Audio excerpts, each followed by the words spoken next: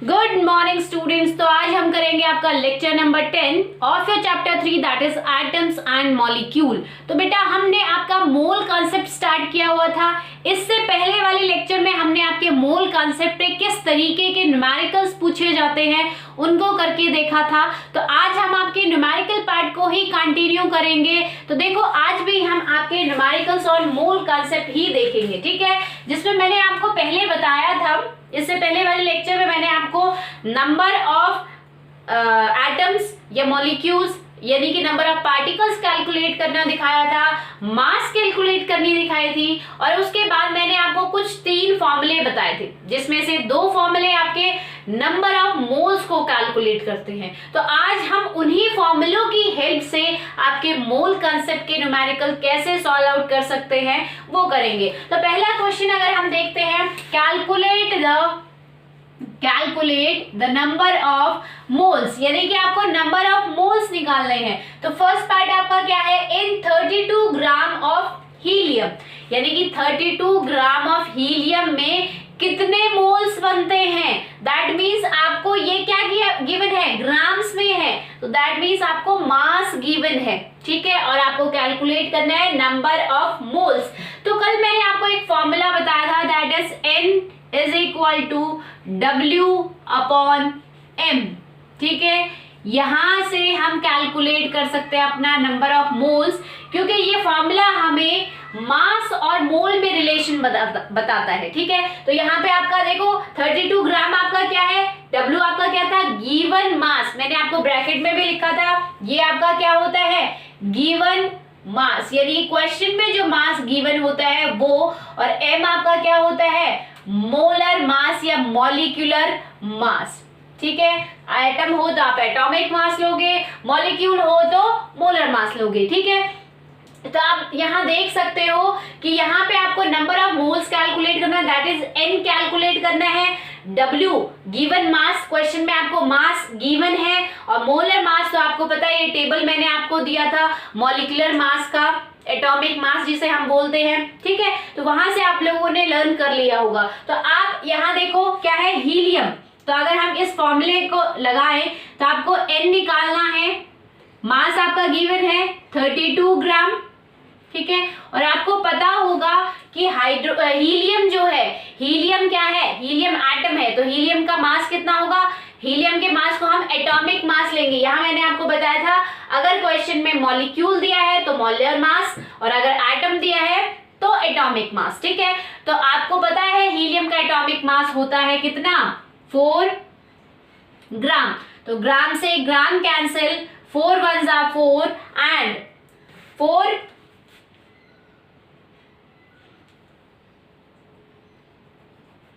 8 जा 4 8 जा 32। That means यहाँ पे आपके नंबर ऑफ मोल्स कितने निकल गए, 8 मोल्स निकल गए हैं, ठीक है। उसके बाद देखो ग्राम से ग्राम कैंसिल हो गया है, आपका आंसर सिर्फ 8 आया, कोई यूनिट नहीं आई है। इसका मतलब क्या होता है, नंबर ऑफ मोल्स या फिर मोल की कोई यूनिट नहीं होती। तो यहाँ पे देखो 32 ग्राम में कितने मोल्स बनते हैं, 8 मोल बनते हैं, ठीक है। नेक्स्ट अगर हम नेक्स्ट क्वेश्चन आपका करते हैं बेटा, आपका देखो क्या है question, in 80 gram of calcium, same आपका क्वेश्चन है कि 80 ग्राम कैल्शियम में नंबर ऑफ मोल्स कितने बनेंगे। तो हम यही फॉर्मूला यूज करेंगे, क्योंकि आपको देखो ग्राम में दिया है, दैट मीन्स आपको मास गिवन है, आपको कैल्शियम का मोलर मास पता होगा, तो वहां से हम आपका नंबर ऑफ मोल्स कैलकुलेट कर सकते हैं। That is N equal to आपका गिवन मास कितना है, 80 ग्राम, आपका कैल्शियम का एटॉमिक मास कितना होता है, 40 ग्राम। तो ग्राम से ग्राम कैंसिल, आंसर आएगा आपका 2, यानी कि 80 ग्राम ऑफ कैल्शियम में 2 मोल होते हैं, ठीक है। नेक्स्ट अगर बात करें मैग्नीशियम की बेटा, तो मैग्नीशियम देखो क्या होता है आपका 48 ग्राम ऑफ मैग्नीशियम में नंबर ऑफ मोल्स कैलकुलेट करने हैं। तो यहाँ पे भी देखो मास गिवन है, गिवन मास है, आपको मैग्नीशियम का मोलर मास पता होगा, नंबर ऑफ मोल्स आप इस फॉर्मूले से कैलकुलेट कर सकते हो। तो देखो यहाँ पे आपका क्या है, N is equal to given mass कितना है, 48 ग्राम, और आपका मोलर मास कितना होता है, या हम कहें मैग्नीशियम आपका एटम है, Mg है, Mg2 होता तो मोलिक्यूल होता तो मोलर मास लेते, ठीक है। 2 से मल्टीप्लाई कर देते तो यहाँ पे देखो एटम है तो एटॉमिक मास, तो ग्राम, ग्राम से ग्राम कैंसिल, आपका क्या आएगा 24 आंसर 2 दैट इज 2। ठीक है, यानी कि आपका क्या है नंबर ऑफ मोल्स कितने आए 2 मोल्स होते हैं। ठीक है, तो 48 ग्राम ऑफ मैग्नीशियम में कितने मोल्स होते हैं 2 मोल्स होते हैं। नेक्स्ट अगर बात करें, देखो क्वेश्चन थोड़ा सा चेंज कर दिया है, तो देखो यहाँ पे क्या गिवन है कि 6.022 इंटू 10 रेज टू पावर 6.022 या 23 लगा लो, एक ही बात है। ठीक है, 6.023 into 10 raise to power 23 atoms of Fe होता है आपका आयरन, यानी कि आयरन के इतने एटम्स में नंबर ऑफ मोल्स कैलकुलेट करना है। तो यहाँ पे गिवन क्या है नंबर ऑफ एटम्स गिवन है, यानी कि नंबर ऑफ पार्टिकल्स आपको गिवन है, मास गिवन नहीं है। तो इसके लिए हम आपका फॉर्मूला यूज करेंगे n equal to n upon n a। ठीक है, इस फॉर्मूले में हमारा क्या था n क्या था given number of particle, given number of particles. ठीक है, और ये n आपका क्या है एवोगैड्रो नंबर, जिसकी वैल्यू आपको पता है कितनी होती है 6.023 इंटू 10 रेज टू पावर 23। तो यहाँ पे देखो बेटा आपका पार्टिकल्स गिवन है, इसीलिए हम ये वाला फॉर्मूला यूज नहीं करेंगे, ये वाला फॉर्मूला तब यूज करेंगे जब आपका मास गिवन हो, तब आपको नंबर ऑफ मोल्स निकालने हो, इस तब हम यूज करेंगे। बट यहाँ पे अगर क्या नंबर ऑफ पार्टिकल्स गिवन है तो हम ये वाला फॉर्मूला यूज करेंगे। तो आप देखो कितने पार्टिकल्स गिवन है, तो हम फॉर्मूला डायरेक्ट लिख सकते हैं n इक्वल टू कितने पार्टिकल है 6.023 into 10 raise to power 23 upon Na क्या होता है Na की value 6.023 into 10 raise to power 23। ठीक है, तो अगर यहां से देखो आप क्या करोगे 10 रेज टू पावर 23 ये कैंसिल, यहां से ये कैंसिल दैट इज 1। तो कितना आया है आपका आंसर 1, यानी कि इतने पार्टिकल्स में या इतने एटम ऑफ आयरन में कितने मोल बनते हैं 1 मोल बनता है। ठीक है, और डायरेक्ट भी आप ये क्वेश्चन कर सकते हो कि 1 मोल में कितने पार्टिकल्स होते हैं, हमेशा इतने ही पार्टिकल्स होते हैं, चाहे वो एटम हो, आयन हो या फिर मॉलिक्यूल हो। नेक्स्ट अगर क्वेश्चन देखें बेटा, तो नेक्स्ट क्वेश्चन यहाँ करती हूँ, देखो यहाँ पे भी देखो 12.044 into 10 raise to power 23 atoms of copper दिए हैं, कॉपर के एटम दिए हैं, आपको क्या कैलकुलेट करना है नंबर ऑफ मोल्स। तो यहाँ पे देखो मास गिवन नहीं है, इसलिए हम ये फॉर्मूला यूज नहीं करेंगे, ये वाला फॉर्मूला यूज करेंगे नंबर ऑफ मोल्स निकालने का, that is n equal to आपको देखो कितने पार्टिकल्स दिए 12.044 into 10 raise to power 23 divided by Avogadro number, Avogadro number की वैल्यू आपको पता है 6.023 इंटू 10 रेज टू पावर 23। तो 10 रेज टू पावर 23 से 23 कैंसिल, ये 1 जा और ये 2 जा, 6 1 जा 6, 6 2 जा। ठीक है, तो आपके कितने मोल्स आए 2 मोल्स। ठीक है बेटा, तो ऐसे इस टाइप के न्यूमेरिकल्स आपसे पूछे जा सकते हैं। एक थोड़ा सा आपका हाई स्टैंडर्ड का न्यूमेरिकल कर लेते हैं, जो कि आपके कंपटीशन एग्जाम में काफी बार इस तरीके के पूछे जाते हैं। तो देखो what has more number of atom 1 gram of silver और 1 ग्राम ऑफ गोल्ड।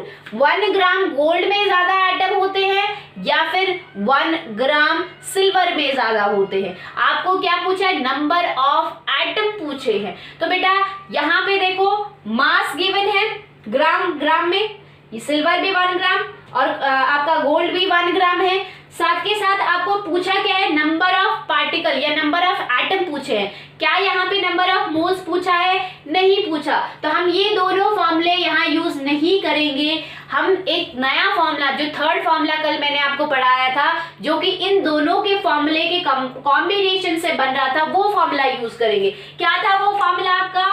देखो इन दोनों की हेल्प से हम बना सकते हैं उस फॉर्मूले को। n क्या आता है W/m और दूसरा n का फॉर्मूला क्या होता है नंबर ऑफ मोल्स का N/Na। तो देखो यहाँ पे देखो आपकी राइट हैंड साइड सेम है, यानी कि हम दोनों इनको इक्वेट कर सकते हैं, इक्वल कर सकते हैं। तो लेफ्ट हैंड साइड भी सेम होगी, तो आपका फॉर्मूला बनता है W/m is equal to N/Na। ठीक है बेटा, ये आपका फॉर्मूला हो जाता है। तो अब देखो अगर यहाँ पे इस फॉर्मूले में हम वैल्यू पुट करें, देखो आपको क्या गिवन है, आपको W यानी कि गिवन मास गिवन है कितना है 1 ग्राम है। मोलर मास हम कैलकुलेट कर सकते हैं, या फिर देखो क्वेश्चन में भी गिवन है मोलर मास। ठीक है। नेक्स्ट एन क्या है, नंबर ऑफ पार्टिकल्स, ये आपको कैलकुलेट करने हैं, नंबर ऑफ एटम। और एन ए क्या है, एवोगैड्रो नंबर, उसकी वैल्यू आपको पता होती है। तो अगर हम आपका सिल्वर के लिए कैलकुलेट करते हैं तो सिल्वर का क्या है, आपका 1 ग्राम आपको गिवन है मास, ठीक है। मोलर मास आपका कितना होता है सिल्वर का, 108 ग्राम इज इक्वल टू आपको एन, नंबर ऑफ एटम निकालने हैं upon Avogadro number, that is Na, ठीक है। और अगर हम दूसरी तरफ आपका ले गोल्ड का, तो गोल्ड का मास 1 ग्राम गिवन है अपॉन गोल्ड का 1 ग्राम गिवन मास है और एक्चुअली में मोलर मास होता है 197 ग्राम, ठीक है, is equal to N upon N A, ठीक है बेटा। तो यहां से देखो आप, अगर हम नंबर ऑफ मोल्स कैलकुलेट करते हैं तो क्या करेंगे, हमें एन की वैल्यू कैलकुलेट करनी है। ये एन ए यहाँ ऊपर चला जाएगा, ये एन ए यहाँ ऊपर चला जाएगा। तो अगर मैं यहाँ लिख देती हूँ, आपका क्या हो जाएगा, देखो एन ए क्या है, सॉरी एन ए नहीं, number of moles, that is n is equal to 1 gram multiply by N A upon 108 gram, ठीक है। ग्राम से ग्राम कैंसिल हो गया है, ठीक है। दूसरा आपका क्या है एन, ये मैं सिल्वर के लिए निकाल रही हूं तो मैंने ब्रैकेट में यहाँ पे नीचे सिल्वर लिख दिया। ये मैं किसके लिए, गोल्ड के लिए निकाल रही हूँ, इसलिए मैंने नीचे ब्रैकेट में गोल्ड के लिए 1 gram multiply by N A upon 197 gram, तो ग्राम से ग्राम कैंसिल हो गया, ठीक है बेटा।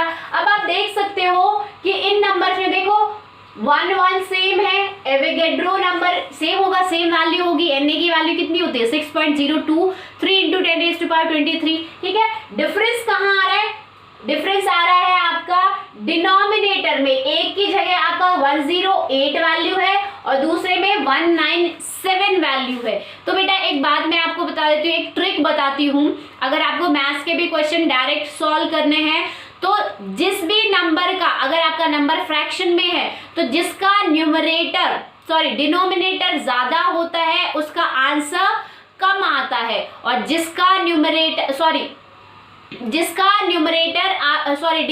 की बात कर रहे हैं क्योंकि यहाँ डिनोमिनेटर है, तो जिसका डिनोमिनेटर की वैल्यू कम होगी उसका आंसर भी कम आएगा, और जिसकी डिनोमिनेटर की वैल्यू ज्यादा होगी तो उसका आंसर आपका कम आएगा, ठीक है बेटा। तो अगर हम बात करें, देखो फिर से एक बार बता रही हूँ, शायद मैं गलत बोल गई, ठीक है।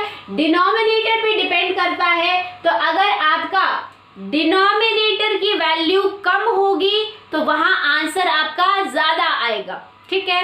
और अगर आपके डिनोमिनेटर की वैल्यू ज्यादा होगी तो वहां आपका आंसर कम आएगा। तो यहाँ देखो न्यूमरेटर सेम है तो डिनोमिनेटर की वैल्यू कहाँ कम है, यहाँ 108 है, यहाँ 197 है, तो कम किसकी है, इसकी है, यानी कि आपका आंसर ज्यादा किसका आएगा, इसका आएगा, सिल्वर का आएगा। और यहाँ डिनोमिनेटर की वैल्यू ज्यादा है, ठीक है, तो आंसर क्या आएगा, कम आएगा, कम वैल्यू आएगी आंसर की। तो यहाँ पे क्या आएगा, गोल्ड के नंबर ऑफ पार्टिकल्स की वैल्यू कम आएगी, ठीक है बेटा। फिर से एक बार बता रही हूँ कि अगर आपका क्वेश्चन फ्रैक्शन में हो, ठीक है, और आपको कंपेयर करना हो कि किसके आंसर ज्यादा आ रहा है, ज्यादा वैल्यू आ रही है, तो आपको डिनोमिनेटर देखना है। न्यूमरेटर अगर सेम है तो हम डिनोमिनेटर देखेंगे, जिसका डिनोमिनेटर कम होगा उसका आंसर ज्यादा आएगा, और जिसका डिनोमिनेटर ज्यादा होगा उसका आंसर कम आएगा। तो यहाँ पे देखो डिनोमिनेटर कम किसका, इसका, यानी कि आंसर जो आएगा आपका, इसका आंसर जो आएगा सॉल्व करने के बाद वो इसका ज्यादा आएगा और इसका कम आएगा। तो हम कह सकते हैं नंबर ऑफ पार्टिकल किसके ज्यादा है, सिल्वर के ज्यादा है। 1 ग्राम सिल्वर में ज्यादा नंबर ऑफ पार्टिकल होते हैं। तो ऐसे क्वेश्चन आप डायरेक्ट भी कर सकते हो, ठीक है। नेक्स्ट अगर देखें बेटा, आपका calculate the mass of following, आपको मास निकालना है। अब तक हम नंबर ऑफ मोल्स निकाल रहे थे, ठीक है, अब आपको मास निकालना है। क्या दिया है क्वेश्चन में, देखो क्या क्या दिया है, किस किस के बीच में रिलेशन दिया है, आपको मास निकालना है 0.5 mole of N2 gas, nitrogen gas, मतलब नाइट्रोजन गैस के 0.5 मोल में कितना मास होगा, यानी कि 0.5 मोल नाइट्रोजन गैस में कितनी मास आएगी उस गैस की, ठीक है, यानी कि हमें मोल और मास में रिलेशन निकालना है, और मोल और मास में रिलेशन आपका ये वाला फॉर्मूला बताता है, that is N equal to W/M।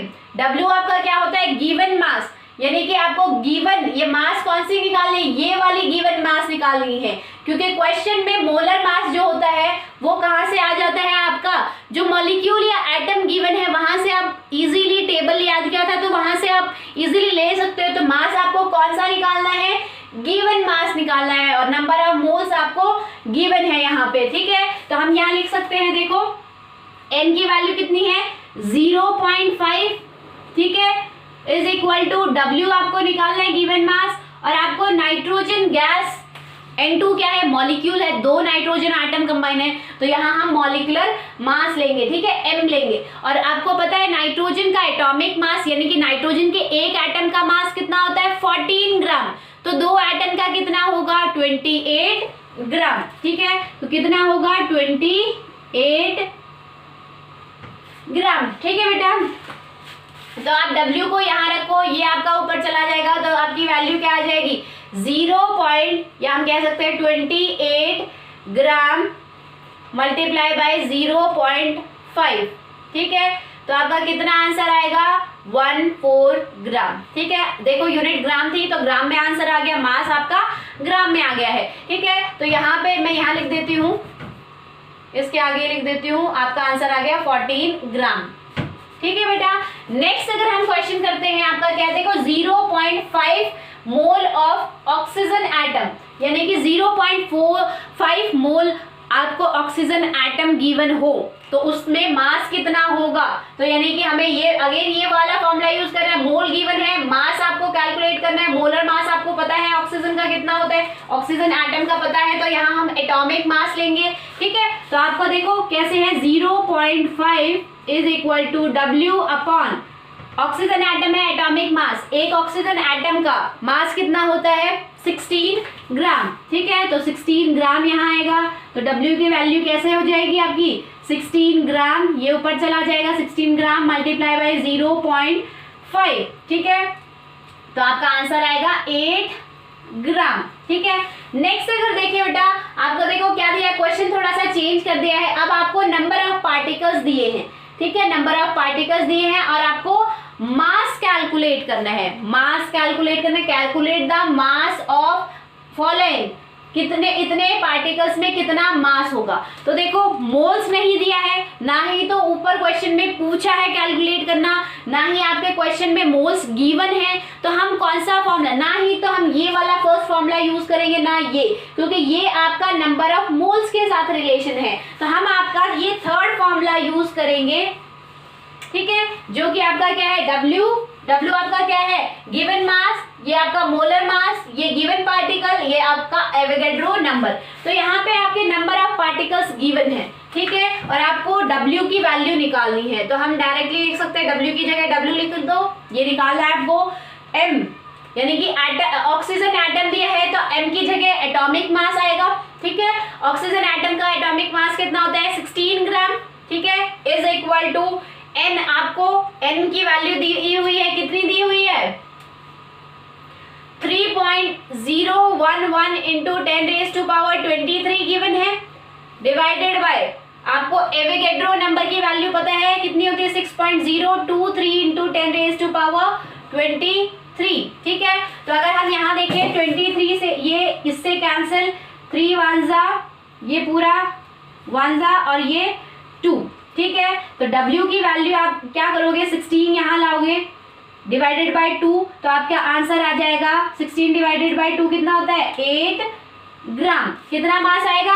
8 ग्राम आ जाएगा, ठीक है। नेक्स्ट अगर हम देखें, यहाँ पे भी देखो नंबर ऑफ पार्टिकल्स गिवन है और मास आपको निकालना है, ठीक है, सेम आपका थर्ड फॉर्मूला यूज करेंगे क्योंकि नंबर ऑफ मोल्स की कोई बात नहीं हो रही है यहाँ पे, ठीक है। तो फॉर्मूला देखो W आपका क्या है गिवन मास, तो मास तो आपको निकालना ही है, मोलर मास, तो देखो W की जगह हम W लिख देंगे, और मोलर मास कार्बन है, कार्बन का आपको पता है कार्बन एटम है, तो हम एटॉमिक मास लेंगे, कितना होता है एक एटम का mass 12 gram, is equal to number of particle, given particle कितने 12.02099 इंटू 10⁻23, अपॉन एवोगैड्रो नंबर कितना होता है 6.023 इंटू 10⁻23। डब्ल्यू की वैल्यू हमें निकालनी है, इससे ये कैंसिल 6 1 जा और 6 2 जा 12। ठीक है, तो यहां से देखो 12 ऊपर जाएगा, इस 2 से मल्टीप्लाई होगा, that is W is equal to 12 gram multiply by 2,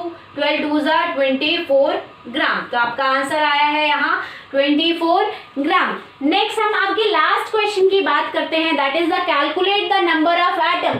आपको नंबर ऑफ एटम निकालने हैं किसमें, 54 ग्राम ऑफ एल्यूमिनियम सैंपल।